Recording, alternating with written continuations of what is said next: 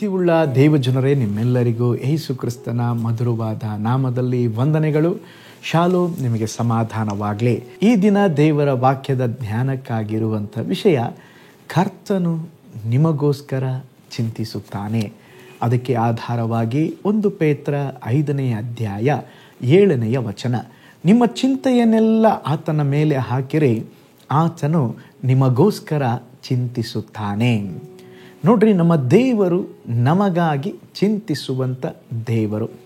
ನಮ್ಮ ದೇವರು ನಮ್ಮನ್ನು ಪ್ರೀತಿಯಿಂದ ನೋಡಿಕೊಳ್ಳುತ್ತಾರೆ, ನಮ್ಮ ಕುರಿತು ಕಾಳಜಿ ವಹಿಸುತ್ತಾರೆ, ನಮ್ಮ ಕುರಿತಾಗಿ ಕೇರ್ ಮಾಡ್ತಾರೆ. ಕರ್ತನು ನಿಮ್ಮನ್ನು, ನಿಮ್ಮ ಕುಟುಂಬದ ಕುರಿತಾಗಿ ಎಲ್ಲವನ್ನ ಗಮನಿಸಿ ನಡೆಸುವ ದೇವರಾಗಿದ್ದಾರೆ. ಯಾರು ಕೈ ಬಿಟ್ಟರೂ ಸಹ ಒಬ್ಬರು ಮಾತ್ರ ಯಾವತ್ತೂ ನಿಮ್ಮನ್ನು ಕೈ ಬಿಡುವುದಿಲ್ಲ, ಅವರೇ ನಮ್ಮ ಕರ್ತನಾದ ಯೇಸು ಕ್ರಿಸ್ತನು. ನಮ್ಮ ಕುರಿತು ಹೆಚ್ಚಾಗಿ ಕಾಳಜಿ ವಹಿಸುವ ಒಬ್ಬರಿದ್ದಾರಂತ ಹೇಳಿದ್ರೆ ಅದು ಯೇಸು ಸ್ವಾಮಿ ಮಾತ್ರ. ಒಂದು ಉದಾಹರಣೆಯನ್ನು ನಿಮ್ಮೊಂದಿಗೆ ಹಂಚಿಕೊಳ್ಳುತ್ತೇನೆ. ಒಂದು ಬೆಟ್ಟದ ತಪ್ಪಲಲ್ಲಿದ್ದ ಗುಹೆಯಲ್ಲಿ ಒಬ್ಬ ಭಕ್ತನ ವಾಸವಾಗಿದ್ದನು. ಅವನು ತಾನು ವಾಸಿಸುತ್ತಾ ಇದ್ದ ಕಡೆ ಒಂದು ಸಸಿಯನ್ನು ನೆಟ್ಟು ಬೆಳೆಸಿದರೆ ಅದು ಒಳ್ಳೆಯ ನೆರಳನ್ನು ಕೊಡುವುದೆಂಬುದಾಗಿ ನೆನೆಸಿ ಒಂದು ಸಸಿಯನ್ನು ತಂದು ನೆಟ್ಟನು.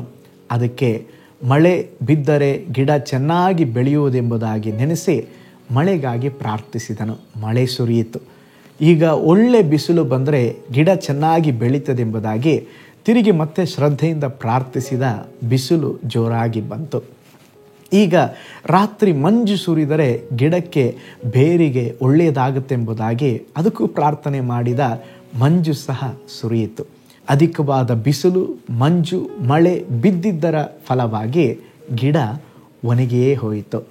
ಆಗ ಇವನು ಬಹಳ ದುಃಖದಿಂದ ಮತ್ತೊಬ್ಬ ಭಕ್ತನ ಬಳಿಗೆ ಹೋಗಿ ನಡೆದ ಎಲ್ಲ ಸಂಭವವನ್ನು ಅವನಿಗೆ ಹೇಳಿದ. ಆದರೆ ಆ ಭಕ್ತನ ಗಿಡ ಮರಗಳು ಚೆನ್ನಾಗಿ ಬೆಳೆದಿತ್ತು.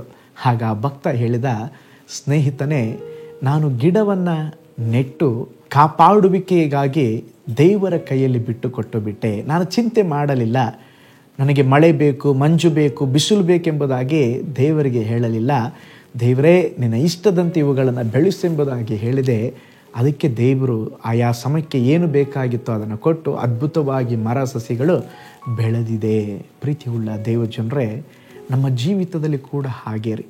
ಚಿಂತೆಗಳು, ಸಮಸ್ಯೆಗಳು ನಮ್ಮ ಹತ್ರ ಬರುವಾಗ, ಸ್ವಾಮಿ ಹಾಗೆ ಮಾಡಿರಿ, ಹೀಗೆ ಮಾಡಿರಿ ಅಂತ ನಾವೇ ಪ್ಲ್ಯಾನ್ ಮಾಡಿ ನಾವೇ ಪರಿಹಾರ ಕೊಟ್ಕೊಂಡು ಅವೆಲ್ಲವೂ ಹಾಗೇ ಇದೆ. ಆದರೆ ದೇವರು ಹೇಳುತ್ತಾ ಇದ್ದಾರೆ, ನಿನ್ನ ಸಮಸ್ಯೆಯನ್ನು, ನಿನ್ನ ಚಿಂತೆಯನ್ನು ನಾನು ಹೊತ್ಕೊಳ್ತೇನೆ, ನನಗೆ ಕೊಡು, ನಾನು ವಹಿಸುತ್ತೇನೆ, ನಾನು ನಿನ್ನನ್ನು ನಡೆಸ್ತೇನೆ, ನಾನು ನಿನಗಾಗಿ ಚಿಂತಿಸುವ ದೇವರೆಂಬುದಾಗಿ ದೇವರು ಹೇಳುತ್ತಿದ್ದಾರೆ. ಕೀರ್ತನೆ 37:5ನೇ ವಚನದಲ್ಲಿ ನೋಡ್ತೇವೆ, ನಿನ್ನ ಭೂಯಾತ್ರೆಯ ಚಿಂತೆಯನ್ನು ಯೆಹೋವನಿಗೆ ವಹಿಸಿಬಿಟ್ಟು ಭರವಸದಿಂದಿರು. ಹಾಗಿರೋದಾದರೆ ನಮ್ಮ ಚಿಂತೆಯನ್ನು ದೇವರ ಮೇಲೆ ಹಾಕೋಣ, ದೇವರನ್ನ ನಂಬೋಣ. ಕರ್ತನೆ, ನನ್ನ ಮಕ್ಕಳ ಕುರಿತು, ಗಂಡನ ಕುರಿತು, ಕುಟುಂಬದ ಕುರಿತು, ಸೇವೆಯ ಕುರಿತು ನಾನು ಕಳವಳ ಪಡುವುದಿಲ್ಲ, ಚಿಂತೆ ಪಡುವುದಿಲ್ಲ. ನೀನು ನಮ್ಮನ್ನು ದೇವರೇ ಸ್ತೋತ್ರ ಹುಟ್ಟಿಸಿದ್ದೀಯ, ಈ ಲೋಕದಲ್ಲಿ ಬರುವಂತೆ ನಮಗೆ ಸಹಾಯ ಮಾಡಿದ್ದೀರಾ, ಈ ಲೋಕದಲ್ಲಿ ನಮಗೆ ಜನ್ಮವನ್ನು ಕೊಟ್ಟಿದ್ದೀರಾ.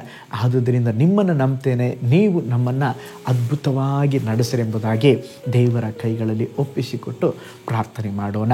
ಪರಲೋಕದಲ್ಲಿ ವಾಸ ಮಾಡುವ ನಮ್ಮ ತಂದೆಯಾದ ದೇವರೇ, ನೀವು ನಮಗಾಗಿ ಚಿಂತಿಸುವ ದೇವರು. ಕರ್ತನೆ, ನಿಮ್ಮ ಕೈಗಳಲ್ಲಿ ನಾವು ಸಂಪೂರ್ಣವಾಗಿ ನಂಬಿ ಬಿಟ್ಟು ಕೊಡುವಾಗ ನೀವೆಲ್ಲವನ್ನು ನೋಡಿಕೊಳ್ಳುತ್ತೀರಾ. ಅಪ್ಪ, ನಮ್ಮ ಜೀವಿತದಲ್ಲಿ ಕೂಡ ಎಲ್ಲ ಕಾರ್ಯಗಳಿಗೆ ನಿಮ್ಮನ್ನು ನಂಬುವಂತೆ ಸಹಾಯ ಮಾಡಿರಿ. ನಮ್ಮ ಚಿಂತಾ ಭಾರಗಳನ್ನು ನಿಮಗೆ ವಹಿಸ್ತೇವೆ, ನಿಮಗೆ ಕೊಡ್ತೇವೆ. ನೀವು ಆಳ್ವಿಕೆ ಮಾಡಿರಿ, ನಮ್ಮನ್ನು ನಡೆಸ್ರಿ. ಈ ದಿನ ಕೂಡ ಈ ವಿಡಿಯೋ ವಾಚ್ ಮಾಡಿದ ಪ್ರತಿಯೊಬ್ಬ ದೇವ ಮಕ್ಕಳನ್ನು ಆಳ್ವಿಕೆ ಮಾಡಿರಿ, ಬ್ಲೆಸ್ ಮಾಡಿರಿ. ಅವರ ಜೀವಿತದಲ್ಲಿ ಆಳ್ವಿಕೆ ಮಾಡಲಿಕ್ಕೆ ನೋಡುವ ಎಲ್ಲ ಚಿಂತಾ ಭಾರಗಳು ನೀಗಿ ಹೋಗಲಿ ಎಂಬುದಾಗಿ ನಾನು ಪ್ರಾರ್ಥಿಸ್ತೇನೆ. ಒಂದು ಅದ್ಭುತ ಸಂಭವಿಸಲಿ ಸ್ವಾಮಿ. ಹಾಗೆ ಮಾಡುವುದಕ್ಕಾಗಿ ಸ್ತೋತ್ರ.